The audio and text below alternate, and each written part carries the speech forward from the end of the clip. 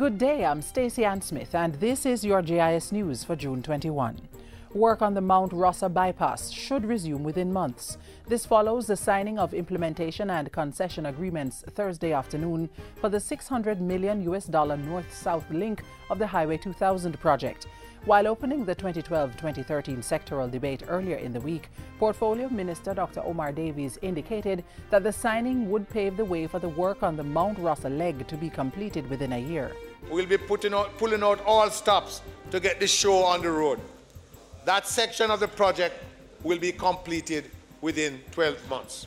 The north-south link of Highway 2000 is one of 3 inherited major infrastructure projects planned for the fiscal year. Dr. Davies has expressed optimism that implementation agreements will be reached within months for the other 2 projects dealing with the expansion and further development of Kingston as a transshipment port. Government has launched the public education component of its Keep Jamaica Clean Jamaica 50 campaign. An interministerial committee was established in April 2012 to implement the cleanup campaign, which is expected to improve the environment, thereby reducing the risk of disease transmission. The public education campaign has been developed to support this program under the theme Clean Up Jamaica is a 50-50 thing. What it means is that the government will do its part, it's gonna play its role, and the people, including you, have to play your role. So it is a partnership. The campaign will feature a rollout of messages in the print and electronic media. The Education Minister wants the nation to concentrate on early childhood education to give students the best start possible. To that end, he says $9.3 billion will be spent on the early childhood sector in the 2012-2013 fiscal year. Advanced training will be provided for more than 500 teachers, and 200 new teachers and teaching aides are to be recruited this September. Over 60 new infant schools will also be built, while the ministry is looking to cluster community basic schools into government-sponsored infant schools where there is space. Reverend Thwaite says nutritional support will also be given to basic schools, and the Ministry of Health will be helping to provide comprehensive medical, social and psychological screening of all children entering grade 1 starting this September. It's better that we diagnose and treat their needs and exceptionalities at the earliest stage, rather than having to cope with full-blown pathologies later on. Jamaica is to receive $136 million in military aid after signing a follow-on agreement with the People's Republic of China. Earlier this week, Information Minister Senator Sandria Faulkner gave details on the new agreement, which was sealed in May 2012.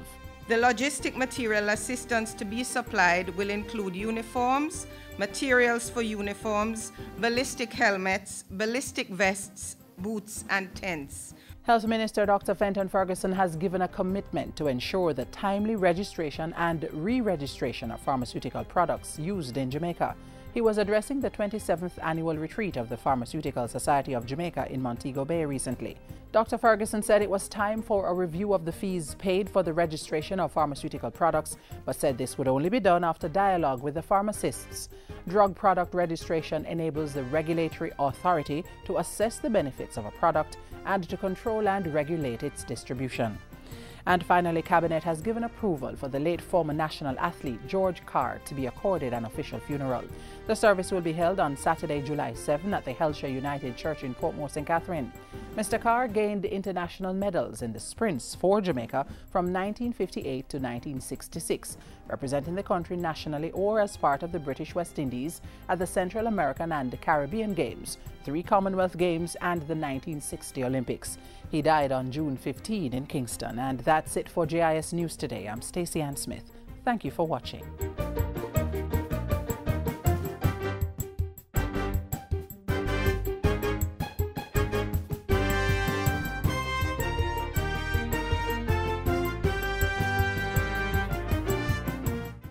Keep track of Jamaica 50 here on Jamaica Magazine. Explore the growth of our music, dance, food, economy, technology, governance, sports, and so much more. It's the JIS on Jamaica 50 every day on this station. Tune in and help us big up Jamaica, a nation on a mission. For more information, call 922-868022.